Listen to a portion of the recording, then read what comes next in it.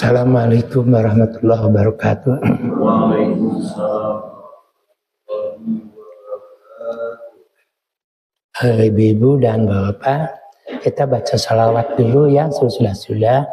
Sebabnya begini, satu-satunya yang dapat memberikan syafaat, yang memberikan pertolongan di hari pengadilan Allah, itu kecuali membaca salawat. Khawatir di rumah kita tidak membaca salawat, ketika membaca salawat hanya pada waktu sholat saja, nah itu yang dikhawatirkan. Jadi kita mendekatkan diri kepada Allah dengan memohon kepada Allah agar salawat tersebut disampaikan pada Nabi Muhammad Sallallahu Alaihi Wasallam.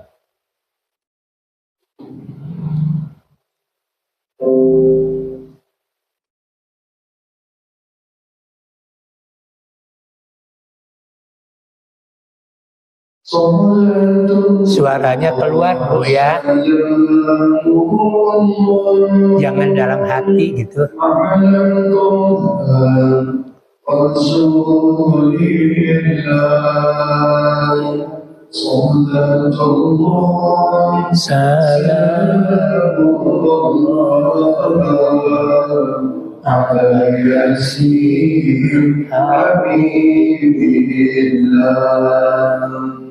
Salatullah, salamullah ala Taha Rasulillah. Salatullah, salamullah ala Yasin Habibillah. أول سلام بسم الله وبالهدي رسول الله. أول سلام بسم الله وبالهدي رسول الله وكل مجاهد لله يا بالبرية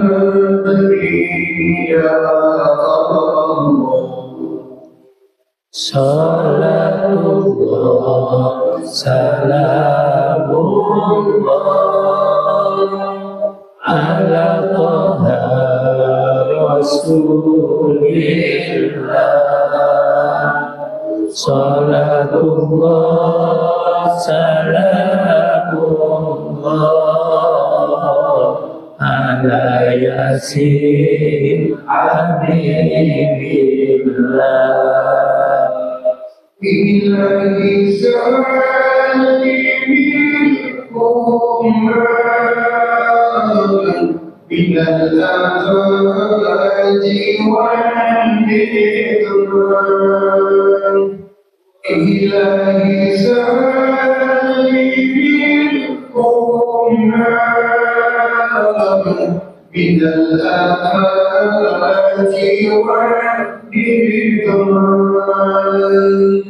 ومن أمر ومن أمة يا للبرية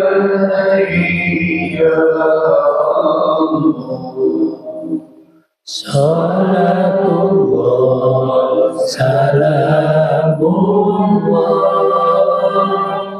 ala Taha Rasulillah. Salatullah, salamullah ala Yasin Habibillah.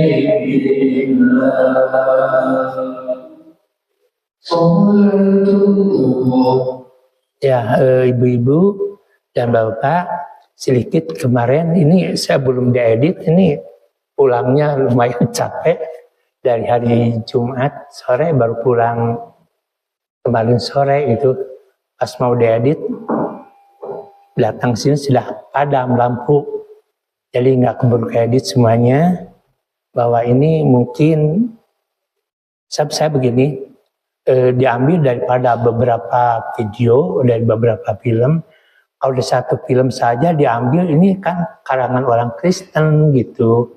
Makanya kami ambil dari hasil ini, kemudian didekati kepada agama kita, agama Islam. Nah, sedikit imbas yang kemarin, bahwa Fir'aun bermimpi, sedikit dulu ya. Ini kalau ngajar tuh begitu, namanya persepsi. Jadi membahas yang dulu sedikit kesimpulannya supaya nyambung gitu. Nah, ini Fir'aun kan kemarin tuh bermimpi. Bermimpi itu kedatangan api dari Yaman, kemudian membakar istana Fir'aun. Atau pendapat kedua dalam Islam, justru Fir'aun itu bermimpi mahkotanya itu direbut sama anak kecil. Akhirnya Fir'aun mengumpulkan, itu sampai 3 kali bermimpinya, mimpi lagi itu. Nah, kita suatu pelajaran kepada kita, apabila kita bermimpi yang menakutkan, sekali lagi, apabila kita mimpi menakutkan, belum tidur lagi, biasanya suka nyambung lagi. Nah, dalam hadis diungkapkan begini, apabila kita bermimpi yang menakutkan atau yang menyedihkan, belum tidur lagi, supaya tidur berikutnya tidak nyambung dari mimpi yang menakutkan itu, baca Bismillahirrahmanirrahim. Astagfirullahaladzim. Allahu Akbar. Pada tiap malam saya baca gitu. Min hamasi wa nafakhi wa nafasi subhanaka Allahu la ilaha illa anta. Pokoknya begini, baca a'udzu billahi minasyaitonir rajim, a'udzu billahi samiil alim minasyaitonir rajim, min hamasihi wa nafakhihi wa nafasi. A'udzu billahi samiil alim minasyaitonir rajim, min hamasihi wa nafakhihi wa nafasi. A'udzu billahi samiil alim minasyaitonir rajim, min hamasihi wa nafasi. 3 kali sambil begini. A'udzu billahi samiil alim minasyaitonir rajim, min hamasihi wa nafasi. Ke kiri sedikit. Ulah kejrot itu bisa gigiran pun bojo, kayak bahaya. Seketika syarat tungkul. Nah itu jadi ini selama begitu mimpi. Datang api dari Yaman, membakar istana. Bangun, kenapa begini? Tidur lagi, mimpi lagi yang sama. Maka besok harinya itu dikumpulkanlah para ahli sihir, para ulama, tapi daripada orang kafir, ahli sihir, tabir daripada mimpi tersebut. Saya dulu memang punya kitab Takbirul Manam. Takbirul Manam artinya mengartikan arti-arti mimpi, diartikan. Ya saya takut kalau mimpi begini, gini, dihadiahkan ke pesantren binaan saya di Darut Taubah di Kebonjati. Ngeri itu kitab Takbirul Manam. Nah, segitu bahwa kata para tukang sihir mengatakan bahwa kerajaan ini akan hancur oleh orang yang baru dilahirkan, yaitu seorang anak laki-laki. Maka ketika itu Fir'aun mengeluarkan dekret bahwa siapa yang melahirkan anak laki-laki, yudabbihuna abna'akum wa yastahyuna nisa'akum wa fi dzalikum bala'un min rabbikum 'adzim. Pokoknya apabila ada yang melahirkan anak laki-laki, pencit, yudabbihuna, yudabbihu, sembelih. Jadi kalau ada bayi yang lahir laki-laki, sembelih ininya. Terus wa yastahyuna nisa'akum wa fi dzalikum bala'un min rabbikum 'adzim, dan itu ada menjadikan balahi bagi kamu semua. Nah, setelah itu akhirnya oleh ibundanya Yokabed Kalau dalam Islam Hana yang diiringi kakak dari bayi tersebut, yaitu Maryam, maka diperintah Allah agar dihanyutkan, dipalitkan di luhur sungai yang cair. Kebetulan lagi sungai itu menuju ke rumahnya, ke sana Firaun. Kebetulan di istana Firaun, para bidadarinya Firaun itu sedang mandi di Kaputren. Kebetulan sungainya itu menuju Kaputren. Sebab itu sungai itu karena belum terkena polusi, itu bening jernihnya luar biasa gitu. Jernih, jadi pada mandi, kemudian oleh Siti Asiyah binti Musahim kelihatan ada peti yang di atas air, kemudian diambil. Setelahnya diambil, dia merasa tertarik, merasa ingin memiliki bayi itu, dan bayi itu dipelihara, dan oleh Siti Asiyah bin Musahim itu diberi nama Musa. Musa artinya diambil dari air, atau Musa artinya diselamatkan dari air. Nah itu jadi yang memberi nama bayi itu namanya Musa, bukan ibu bapaknya, tapi Siti Asiyah binti Musahim sebagai istrinya dari Firaun. Makanya yang ahli surga, wanita ahli surga yang utama itu ada 4. Ahli surga yang utama ada 4. 1, Siti Khadijatul Kubro, beliau menjadi ahli surga yang paling utama karena mengumbarkan hartanya. Harta kekayaan Mekah itu 2/3 milik Siti Khadijatul Kubro sampai habis, sampai ketika wafat beliau sudah tidak punya pakaian apapun juga kecuali cuma 1 pakaian yang ditambah 83 tambalan. Habis kekayaannya. Makanya sampai Siti Khadijah berkata, ya Rasulullah, saya tidak bisa memberikan apapun lagi. Tapi apabila sedangkan perjuangan sudah belum selesai, ini saya ya Rasul, bila saya nanti sudah kematian saya sudah dekat, apabila saya sudah jadi tengkorak, sedangkan engkau masih berjuang, kemudian bila engkau menyembati sebuah sungai kecil, jembatan, ambil saja tengkorak saya jadikan jembatan. Beliau ahli surga utama. Yang kedua, Siti Fatimah Az-Zahra binti Abu Bakar Siddiq. Itu perilakunya, adat istiadatnya, perkataannya, apapun juga kira-kiranya itu seperti Rasulullah SAW. Sehingga Rasul mengatakan, Fatimah Az-Zahra akan menjadi ahli surga yang utama, bahkan yang akan menjadi pemimpin wanita-wanita di surga, bidadari surga adalah Siti Fatimah Az-Zahra. Yang ketiga, yang menjadi wanita yang menjadi ahli surga yang utama adalah Siti Maryam binti Imran. Beliau begitu perjuangannya begitu pedih, melahirkan seorang anak laki-laki dan diberi nama Isa. Beliau lahir di bawah pohon kurma, itu tidak ada yang membantu, tidak ada yang menolong, belum lagi difitnah bahwa kamu melahirkan seorang anak, mana bapaknya, ini hasil dari zina. Itu Siti Fatimah itu sampai dia dalam surat Maryam diabadikan namanya ayatnya, ayamut qabla hadza wa kuntu nasyan mansiya. Ya Allah, padahal kalau saya begini, saya gak kuat hati saya. Kenapa enggak saya matikan saja di waktu saya masih kecil, biar saya tidak disebut lagi dalam dunia ini.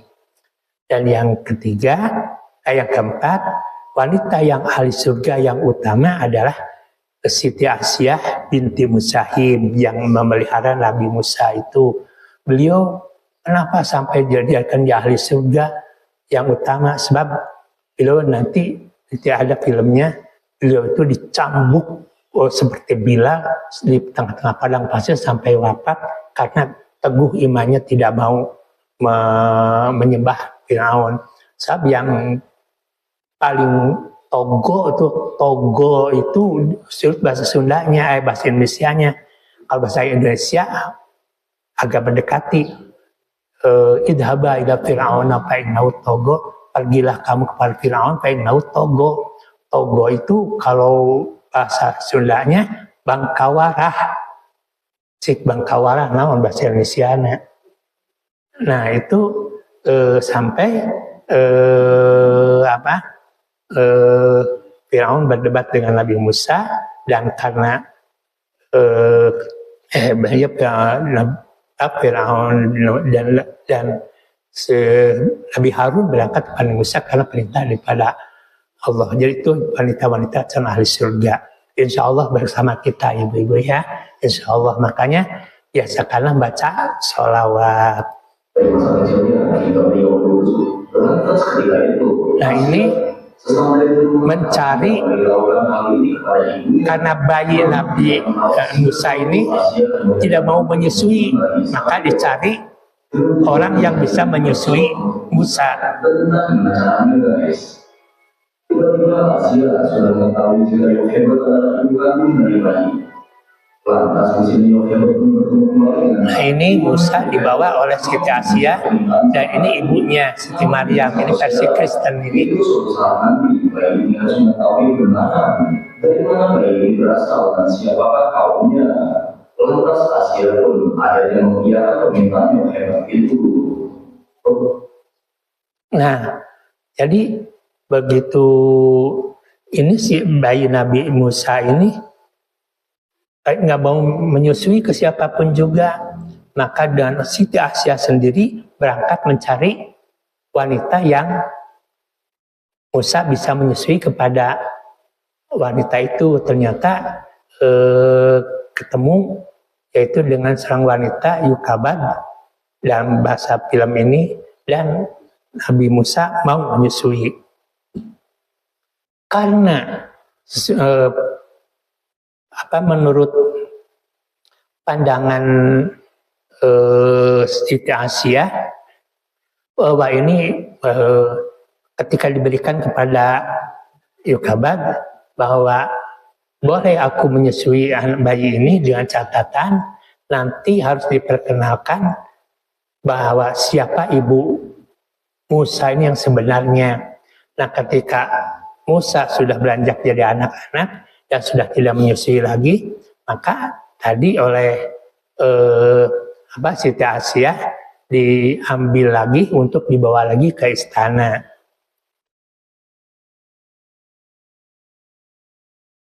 Salam hormat dan sejahtera untuk Tuan Asia. Lihat ada yang putra kembali.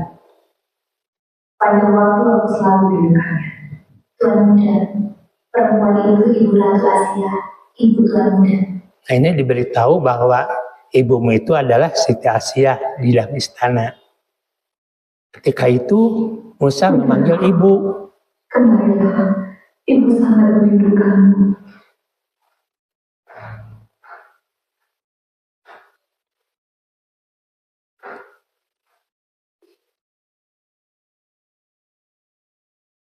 Selama 2 tahun lebih berpisah anak dan Siti Asia. Asia seperti ke anak kandungnya sendiri gitu.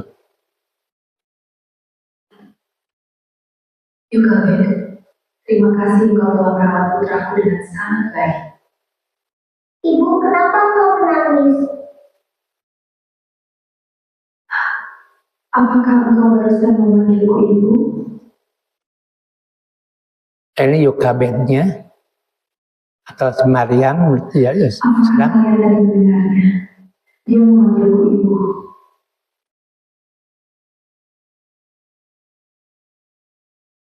Ini Yukabed atau Maryam. Mohon maaf Tuanku Asia, hamba izin untuk pulang. Jadi Baiklah Yukabed, mohon izin untuk pulang. Perjalanan. Dan jika suatu hari kau merindukan Musa, tetaplah kembali ke istana. Baik, Tuanku.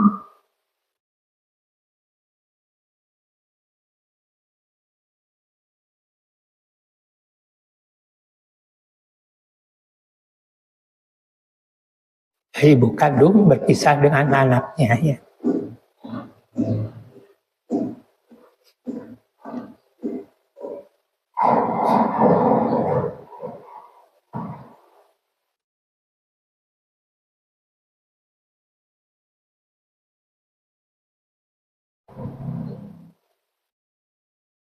Ibu, kita mau kemana? Musa, ibu akan membawa menemui ayah. Baik, Ibu.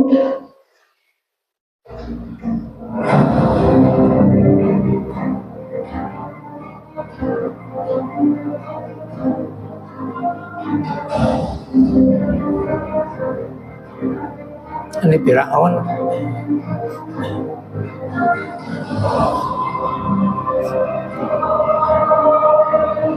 Asia, anak laki-laki siapa yang bawa itu? Firaun, apakah engkau telah lupa? Dahulu aku pernah mengangkat seorang anak, dan dia anak. Musa temuilah ayahmu. Baik, Ibu. Nah ini adalah kejadian luar biasa ini ketika di Pangku. Firaun, izinkan dia duduk di pangkuan, supaya dia mengenal ayahnya.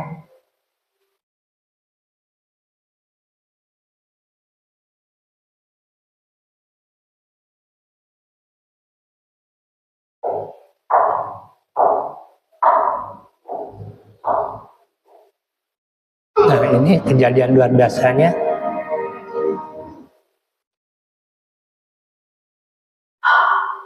Asia, lihatlah anak yang kau bawa ini. Dia berani menarik jantungku.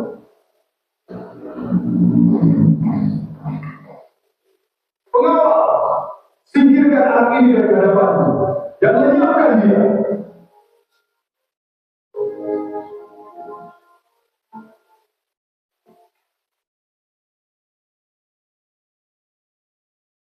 Bu, aku takut. Pengawal, singkirkan anak ini dari hadapanku dan lenyapkan dia.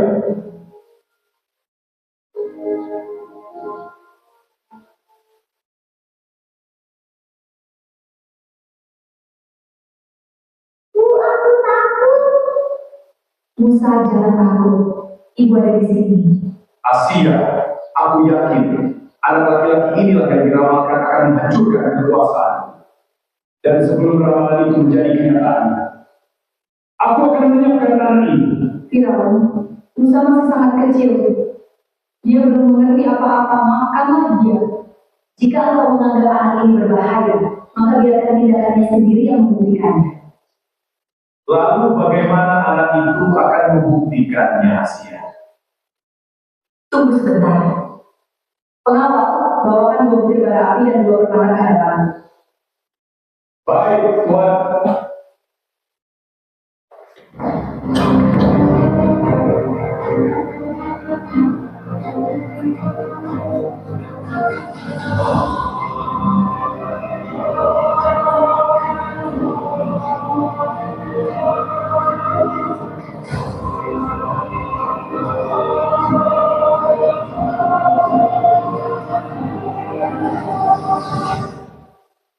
Asia, lalu apa yang hendak kau lakukan dengan semua benda itu? Barang-barang yang diminta itu akan membuktikan bahwa putraku tidak berbahaya.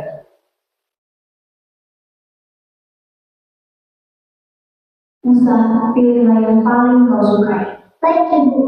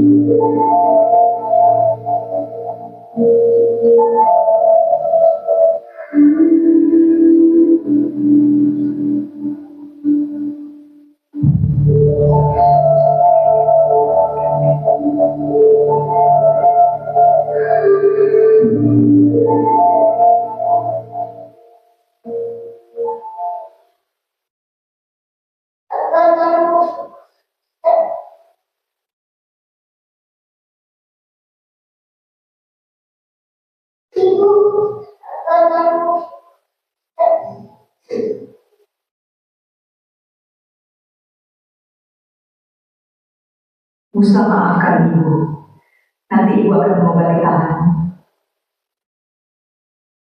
Baik, Ibu.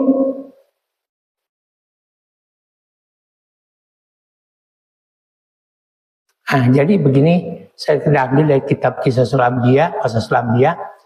Jadi ketika Musa karena masih anak kecil ditimbang-timbang, orang leleng gitulah. Gila gede, gila jangkung, gila sekolah ke Bandung. Nah lagi di Ayun Ambing, Musa kecil ini. Musa ini menjamret jenggotnya Firaun. Kalau dalam kitab Qisasul Anbiya dikatakan sampai Firaun itu pingsan.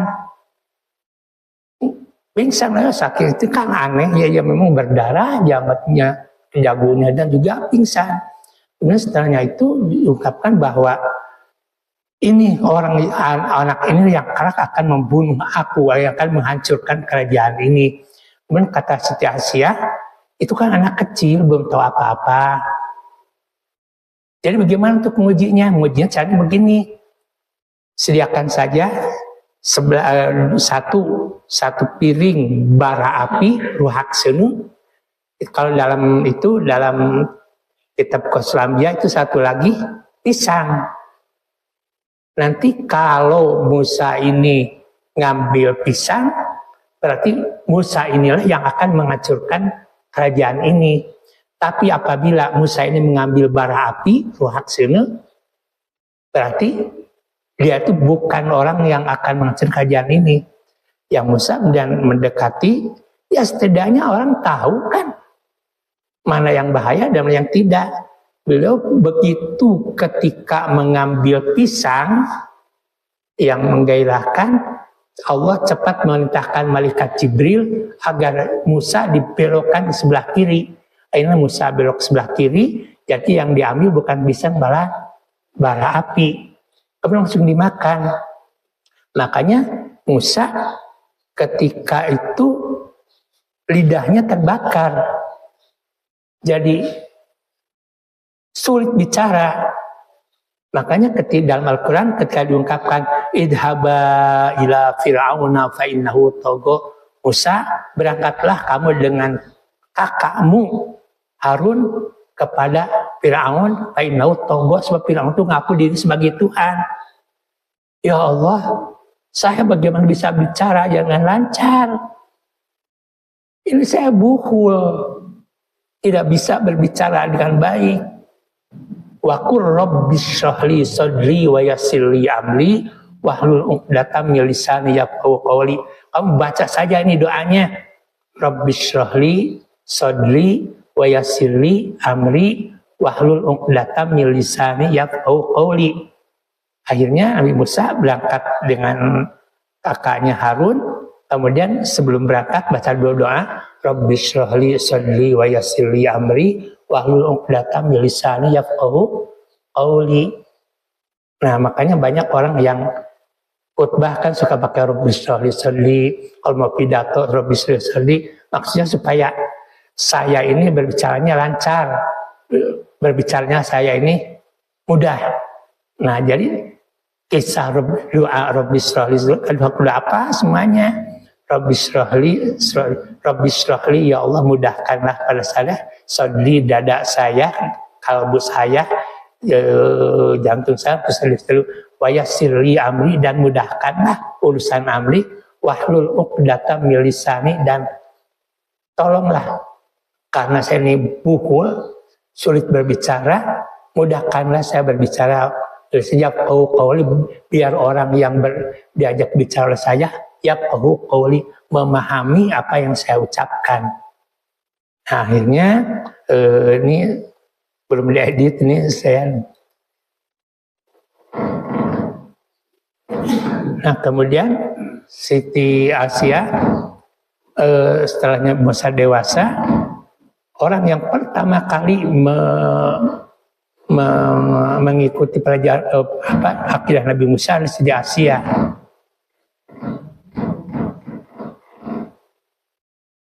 Nah, Siti Asiyah dibawa ke tengah-tengah padang pasir, kemudian dicambuk sampai berlumuran darah.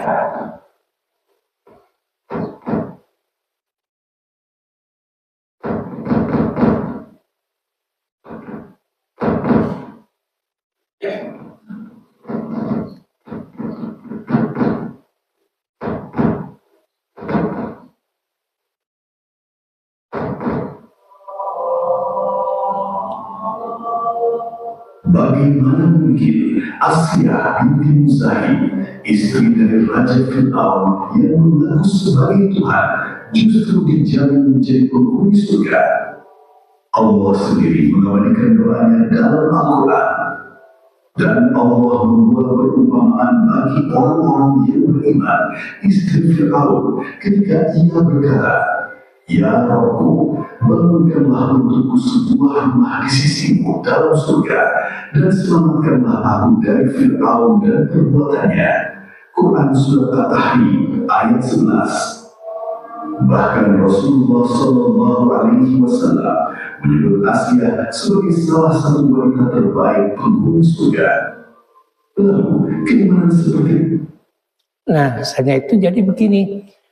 Begitu Musa jadi nabi, orang yang pertama kali, wanita yang pertama kali di kerajaan itu yang beriman kepada Nabi Musa, ya, kepada Allah dan kepada Musa adalah Siti Asia. Beliau melakukan ibadah-ibadah yang diajarkan oleh Musa tanpa sepengetahuan yang lain, seselumputan gitu. Lama-kelamaan ini ketemu Asia ini apa? Akhirnya wakul la ma'buda illa ana. Asia, kamu istri saya. Bahkan Asia itu pada waktu itu dalam Qasasul Anbiya wanita paling cantik sedunia. Allah Karim ya, wanita paling cantik sedunia.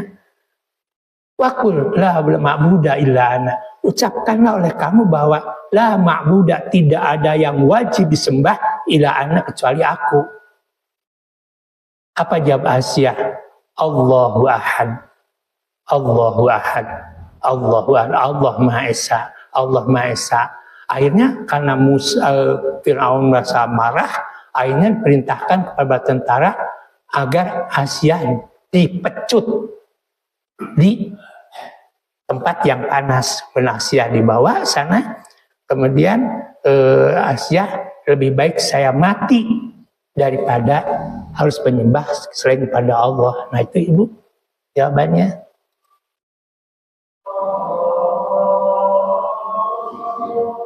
Bagaimana mungkin Asia binti Muzahim, istri dari Raja Fir'aun yang mengaku sebagai Tuhan, justru dijamin menjadi penghuni surga? Allah sendiri mengabadikan doanya dalam Al-Quran. Dan Allah membuat perumpamaan bagi orang-orang yang beriman, istri Fir'aun, ketika ia berkata, "Ya Rabbu, bangunkanlah untukku sebuah rumah di sisimu dalam surga, dan selamatkanlah aku dari Fir'aun dan perbuatannya." Quran Surat At-Tahrim ayat 11. Bahkan Rasulullah Shallallahu Alaihi Wasallam menyebut Asia sebagai salah satu wanita terbaik penghuni surga. Lalu, keimanan seperti apa yang membuat Asia berani memilih Allah dan rela disiksa suami Fir'aun demi jalan kebenaran? Sebelum kita menyelami kisah penuh ini, mari kita ingatkan bersama bahwa setiap detik yang kita dengarkan adalah bagian dari menuntut ilmu dan menyebarkan dakwah. Dukung perjuangan dakwah ini dengan menekan tombol like jika ada yang ingin request kisah.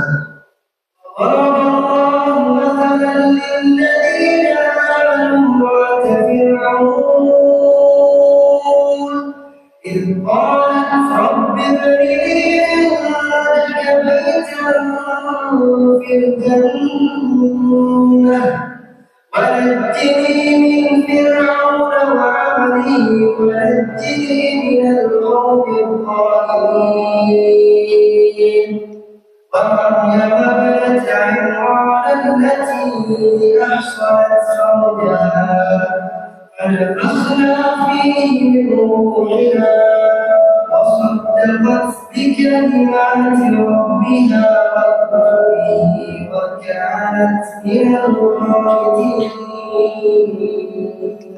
Jadi ketika Siti Aisyah disiksa, dipecut, tangannya di kiri kanan diikat kepada dua kaca, dua bambu, dua kayu, dan juga kakinya diikat, kemudian disiksa. Sudah tidak berdaya sama sekali Kata Firaun, kamu akuilah bahwa aku Tuhanmu. Engkau akan diselamatkan, engkau tidak akan siksa lagi. Begitu mendengar gitu, Siti Aisyah sudah tidak kuat lagi, beliau tengadah ke langit. Begitu tengadah, kelihatan surga Allah. Akhirnya Siti Aisyah memilih sebaik mati. Surga sudah menanti. Nah ini dalam surat At-Tahrim, maka kami tiupkan ke dalam rahimnya sebagian dari ruh ciptaan kami dan wanajini minal qaumiz zalimin, bahwa akulah kata Allah yang akan menyelamatkan engkau dari perilaku orang-orang zalim. Nah, jadi Siti Aisyah menjadi penghuni surga yang terbaik itulah. Daripada saya menyembah selain pada Allah, lebih baik saya mati. Nah itu Ibu Bapak, insya Allah ke depan bagaimana debatnya Firaun dengan Nabi Musa, dan bagaimana Nabi Musa mencelupkan tongkat ke air berubah menjadi darah, kemudian bagaimana Firaun diadab oleh Allah dengan kodok-kodok, dengan belalang, dengan adab dengan tidak ada lagi air. Itu saja. Ini sudah lebih dari setengah jam ini. Insya Allah nanti sambung lagi. Ya memang menurut kiamah kan betah Ibu ya, mengerti banget gitu. Insya Allah hanya menghadap mana hese, aduh, ngedit dari sini ngedit dari sini terus lah. Jadi ini berapa hari ini saya mengedit itu dari mulai hari Sabtu kemarin tuh. Sekarang Sabtu lagi, hanya tadi malam belum diedit ini. Itu saja ibu-ibu dan bapak-bapak, mudah-mudahan kita dapatkan rahmat dari Allah. Mudah-mudahan kita bisa bertemu dengan Siti Aisyah bin Musain di surga Allah. Dan juga semoga Allah memberikan magfirah dan rahmatnya kepada kita semua. Usikum nafsi bitaqwallah, faqad fazal muttaqun. Assalamualaikum warahmatullahi wabarakatuh.